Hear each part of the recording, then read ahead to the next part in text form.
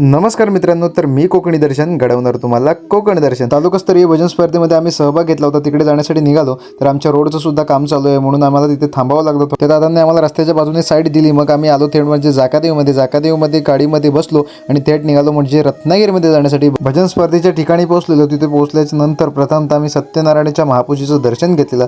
दर्शन घेऊन झाल्याच्या नंतर कार्यक्रमाला सुरुवात झाली. तेथील मंडळातील महिलांनी ईशस्तवन आणि स्वागतबद्ध गीत गाऊन कार्यक्रमाला सुरुवात केली. भजन स्पर्धेला सुरुवात झाल्याच्या नंतर सुंदर प्रकारे सर्व स्पर्धकांनी आपलं सादरीकरण केलं. आमचं सादरीकरण झाल्याच्या नंतर आम्हाला सन्मान चिन्ह देऊन सन्मानित करण्यात आलं. दुपारी सर्वांच्या जेवणाची व्यवस्था केलेली होती आणि जेवण सुद्धा छान बनवलं होतं. संध्याकाळी चहा घेतली आणि रिझल्टचे वाट बघत होतो. आणि ह्या भजन स्पर्धेमध्ये आम्हाला द्वितीय क्रमांक मिळाला होता.